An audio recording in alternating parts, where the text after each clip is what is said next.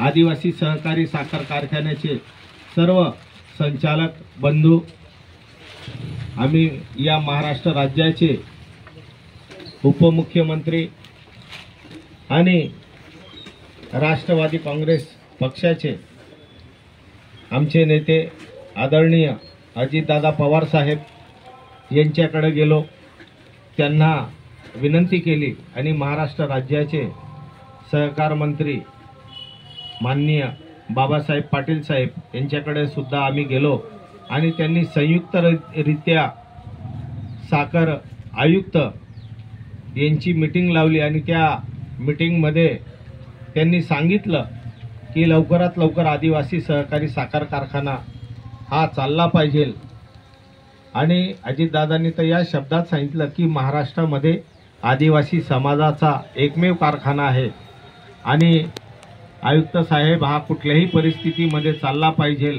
संचालक मंडळ हे आपलं आहे आणि संचालक मंडळ सर्वतोपरी मदत हे तुम्हाला करेल, पण हा कारखाना तुम्ही लवकरात लवकर त्या द्वारकाधीश कारखान्यावाले जे सावंत साहेब आहेत त्यांच्याशी मीटिंग करून लवकरात लवकर चालू करा। आणि त्या अनुषंगाने आम्ही सुद्धा साखर आयुक्तांना पत्र दिलं होतं आणि साखर आयुक्तांनी त्या पद्धतीने ही पुण्यामध्ये मीटिंग घेतली होती आणि त्या पुण्याच्या मीटिंगमध्ये सुद्धा डायरेक्टर साहेब हे सगळे होते आणि त्या ठिकाणी कारखान्याचे प्रतिनिधी सावंत साहेब आले होते आणि त्यांच्या समोरच हा सगळा विषय झाला।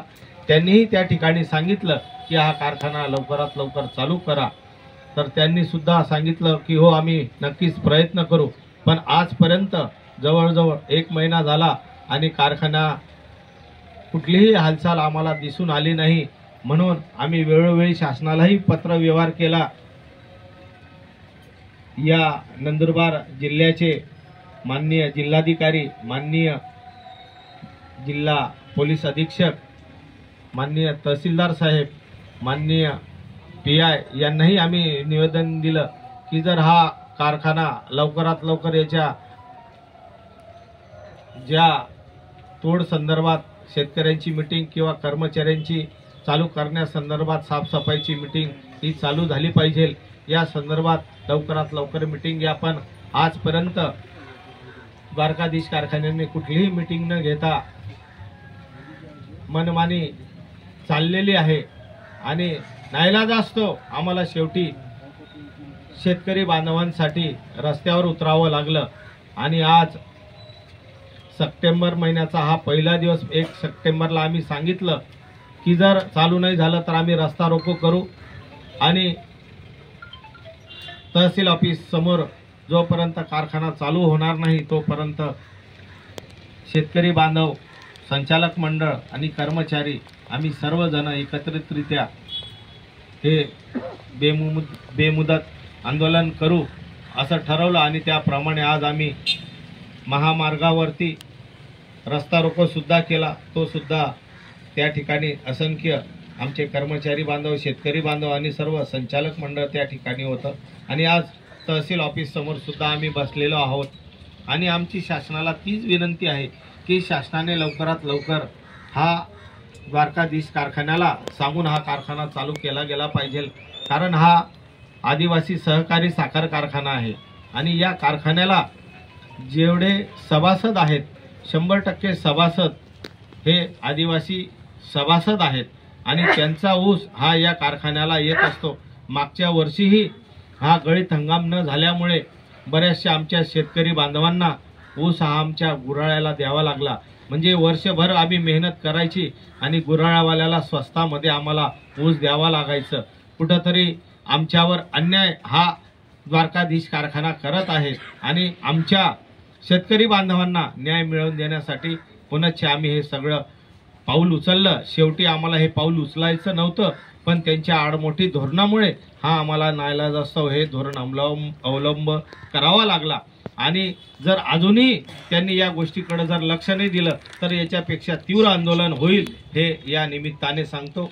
द्वारकाधीश कारखान्याने मागच्या वर्षी सुद्धा या भागातनं ऊस नेला होता, पण जर या वर्षी आदिवासी कारखाना जर चालू झाला नाही तर द्वारकाधीशचे जिथं जिथं या नवापूर तालुक्यामध्ये त्यांचे गट ऑफिसर्स आहेत त्या गट ऑफिसांना टाळ ठोकू आणि एक सुद्धा ऊसाचं टिपरं हे आदिवासी कारखान्याच्या कार्यक्षेत्रामधलं हे द्वारकाधीशला आम्ही जाऊ देणार नाही, ही आमची ठाम भूमिका आहे।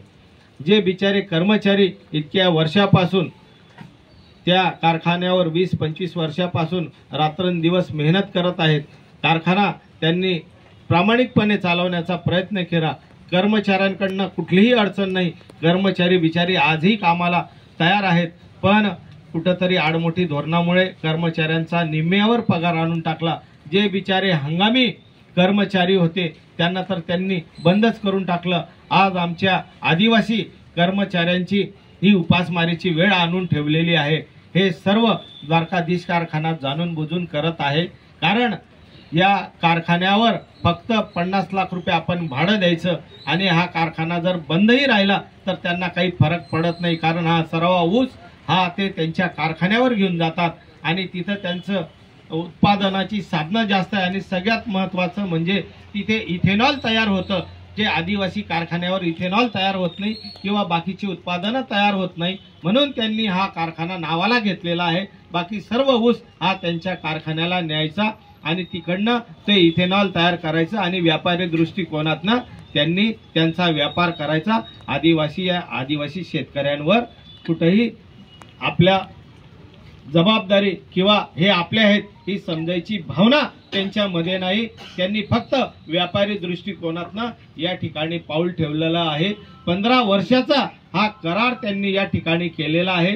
15 वर्ष ते हा आदिवासी कारखाना चालवणार आहेत आणि या आदिवासी कारखान्यामध्ये फक्त 2 गळीत हंगाम त्यांनी चालू केले, पूर्व गळीत हंगाम त्यांनी चालूच केलेले नाही। म्हणजे कुठंतरी आदिवासींना वेठीस धरायचं, आदिवासींची अवहेलना करायची, आदिवासींची पिळवणूक करायची, हा त्यांचा षडयंत्र हे त्यांनी बंद केलेला याच्यावरनं दिसून येत आहे।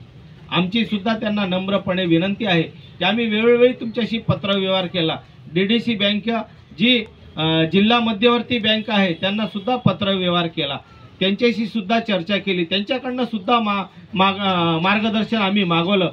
द्वारकाधीश कारखान्याचं एकच म्हणणं आहे की आम्हाला कारखाना चालू करायचा आहे, आमच्याकडे कुवत नाही, आमच्याकडे पैसा नाही, त्याच्यामुळे हा आदिवासी कारखाना चालू करण्यासाठी पुरेशी पैशाची सामग्री आमच्याकडे नाही।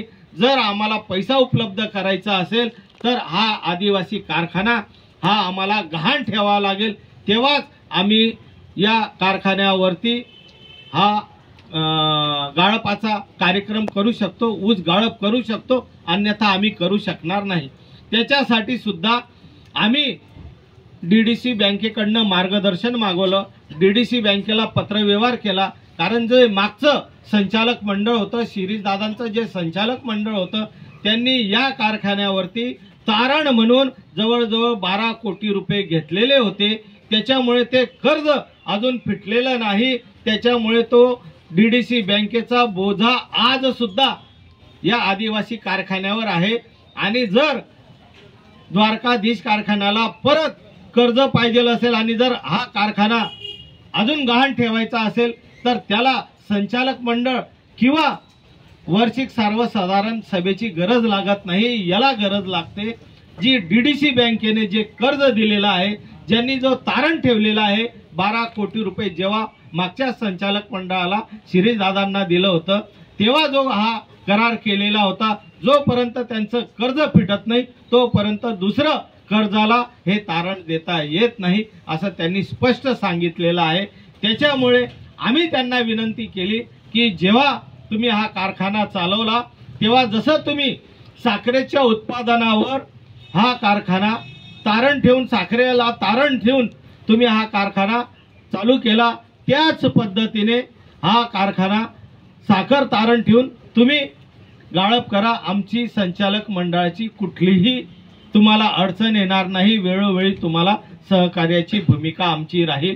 याच्यासाठी आम्ही सगळ्या ठिकाणी जॉईंट रजिस्टर असतील, साखर आयुक्त असतील, साखर मंत्री असतील किंवा आमचे नेते असतील माननीय अजित दादा यांच्यापर्यंत वेळोवेळी आम्ही पाठपुरावा केला, वेळोवेळी त्यांना या सगळ्या गोष्टींची कल्पना दिली, त्यांनी सुद्धा हा कारखाना चालू व्हावा यासाठी प्रयत्न केले, पण आदिवासींची पिळवणूक करायची, आदिवासींना छळायचं हा एकमेव षडयंत्र या द्वारकाधीश कारखान्याचा आम्हाला दिसतो। हे आमचं आता स्पष्ट मत झालेलं आहे। यांना हा कारखाना चालू करायचा नाही, हे फक्त आदिवासींची अवहेलना करायची आहे। आदिवासींचा भागातला हा जो ऊस आहे तो पळवून नेऊन त्यांनी त्यांचा स्वार्थ करायचा आहे, एवढंच त्यांच्या मागचा उद्देश आम्हाला दिसतो।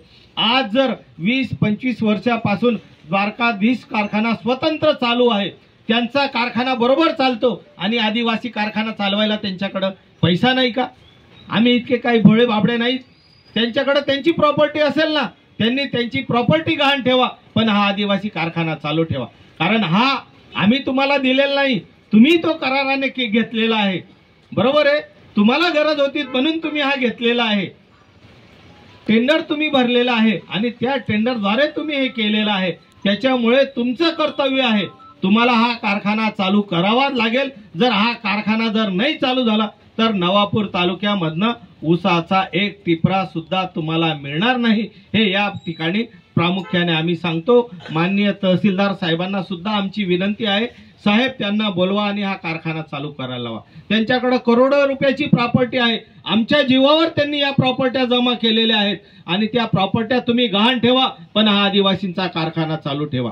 कारण हा आदिवासींचा कारखाना चालू राहिला, आदिवासींचा ऊस जर त्या ठिकाणी गाळप जर झाला तर आदिवासींना 2 पैसा मिळणार आहे, आदिवासींचं चूल आणि मूल हे व्यवस्थित चालणार आहे। आज जर बघायला गेलं आमच्या कर्मचाऱ्यांच्या बिचाऱ्यांच्या मुलांची शिक्षणाची फी भरायला त्यांच्याकडे पैसा नाही, कारण या आदिवासी कारखाना ज्यांनी चालवायला घेतलेला आहे द्वारकाधीशवाल्यांनी, त्यांनी त्यांचा निम्म्यावर पगार आणून ठेवलेला आहे। अजून 2 महिने झाले त्यांचा अजून पगार झालेला नाही, म्हणून कुठेतरी या गोष्टीचा त्यांनी सहानुभूतीपूर्वक विचार केला पाहिजे आणि हा कारखाना लवकरात लवकर कुठल्या दिशेने चालू करता येईल यासाठी त्यांनी प्रयत्न केले पाहिजे। एवढंच या निमित्ताने सांगतो। आम्ही काही तुमच्याशी वैर करण्यासाठी आलो नाही, आम्हाला जनतेने निवडून दिलं आहे, आम्ही जनतेचे प्रतिनिधी म्हणून आम्ही तुम्हाला सांगत आहोत। आम्ही काही कायमचे त्या कारखान्याचे मालक नाहीत, आम्ही त्या ठिकाणी फक्त एक जबाबदारी म्हणून त्या ठिकाणी बसलेलो आहोत। आमचा कार्यकाळ हा 5 वर्षाचा आहे। 5 वर्षाचा कार्यकाळ संपल्यानंतर जनता जनार्दन ज्याला ठरवेल तो त्या ठिकाणी काम करेल, पण हा कारखाना तुम्हाला चालू करण्यासाठी आम्ही वेळोवेळी पत्रव्यवहार केला, विनंती केली, तुमच्या दारापर्यंत आलो, तुमच्या पाया आम्ही पडलो, तरी तुम्ही जर आम्हाला या गोष्टी जर करायला जर भाग पाडत असेल तर कुठेतरी सावंत साहेब तुमचं चुकतं आहे। आणि याद राखा, शेवटी हा कारखाना हा आदिवासींचा आहे आणि आदिवासींचा जर कारखाना चालू जर नाही केला तर शेवटी आदिवासींची गाठ पडेल, एवढं लक्षात ठेवा। एवढंच या निमित्ताने सांगतो। पुनश्च तुम्हाला हात जोडून नम्रपणे विनंती करतो या प्रसार माध्यमाच्या माध्यमातून की तुम्ही लवकरात लवकर हा कारखाना आदिवासींचा चालू करा। हे तुमचं जे काही हेडमुठी धोरण आहे, आडमुठी धोरण आहे, हे कुठेतरी थांबवा। तुमच्याकडे जर पैसा नसेल तर इतर बँक आहेत, त्या बँकेकडे तुमचा कारखाना मॉर्गेज ठेवा, पण हा आदिवासी कारखाना चालवा। कारण जेणेकरून आज जर बघायला गेलं तर सगळे ठिकाणी जे जे गुराळेवाले आहेत त्यांनी मागच्या वेळेस आमच्या आदिवासींकडनं कमी भावामध्ये तो ऊस त्यांनी उचलला, आम्हाला ते बघवलं नाही गेलं। आमच्या डायरेक्टर लोकांच्या सुद्धा बराचसा ऊस हा गुराळ्यावाल्यांकडे द्यावा लागला। पण ही पहिली आणि शेवटची संधी पुनश्च आपल्या या मार्फत विनंती करतो आहोत, जसा रस्ता रोको केला तसा तो कोंडाईबारी सुद्धा थांबवण्याची ताकद या आदिवासी मध्ये आहे, एवढं लक्षात ठेवा। पुनश्च तुम्हाला या सर्व संचालकाच्या वतीने आणि कर्मचाऱ्यांच्या वतीने तुम्हाला विनंती करतो की साहेब लवकरात लवकर हा कारखाना चालू करा, एवढंच या निमित्ताने सांगतो।